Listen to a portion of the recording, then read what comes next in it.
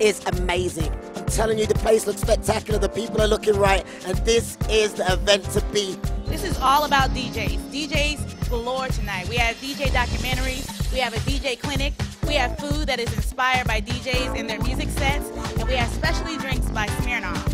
So, oh, and last but not least, we have DJs on 3 floors, top DJs from DC, rocking the party all night long. So, before I sweat out my hair on the dance floor, I think you and I need to go get one of those Smirnoff specials. I'm ready to get my master of the mix on and see if there's anybody out there that compete with us. Because definitely, master of the mix, Smirnoff Ice, wonderful.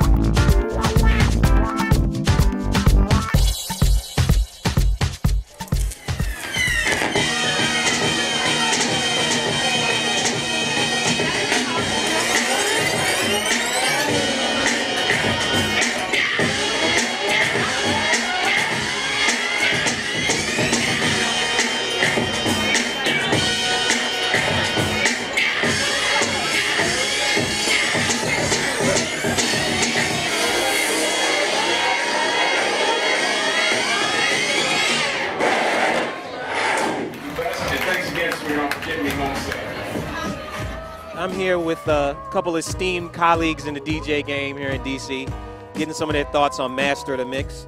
Ron Brown International, Mr. RBI. Yo, what do you hope people will get out of seeing this show when it comes to, you know, DJ culture and working DJs and how people understand what we do? One thing I would say is the level of skill that should be a standard when you're trying to aspire to become a DJ, or when you don't understand what it takes when people talk about real DJs. Like, these guys are real DJs, you know what I mean? All of them top class, top notch, world famous, legendary DJs. What about you, Mr. Adrian Loving? Well, you know, I don't think this is going to solve the oil crisis or anything, but I feel like it's a good introductory way for people to start understanding what DJs do and like what types of DJs there are and how people perceive, you know, movement and music. And also just showcase our artistry and showcase our skill as like artists. The beauty of this show is that it looks at DJing as an art form.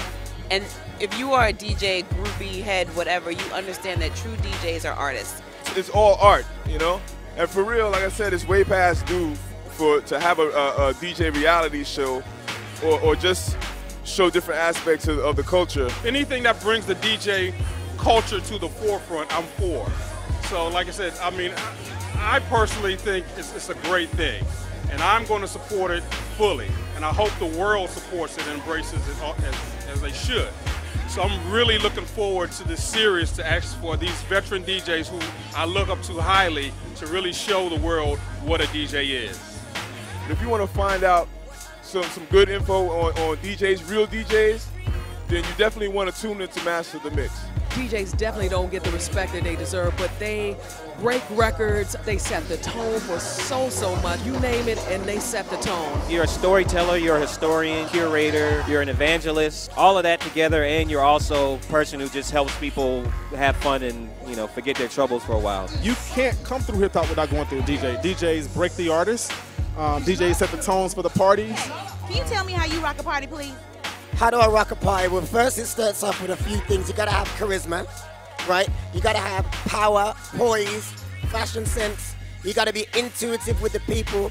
And of course, you gotta be with a master of the mix, you know what I mean? You know, you can rock a party doing like, you know, scratching, turntablist type vibe, or you can mix and do your thing. So it's not all fun and games. You should have fun while you're doing it, but there's a lot of prep that goes into it. You're not just in the DJ booth playing an iPod and playing a playlist. You really have to work at it. I think research is probably the biggest thing, and knowing your crowd. For example, I did this Elvis party the other day, and I pulled all these 50s jams, and I had Nancy Pelosi dancing to like Muddy Waters and Bo Diddley, you know, and it wasn't hip-hop, but it was some remixes of that stuff like Ray Charles, so it worked, you know, just being spontaneous and prepared.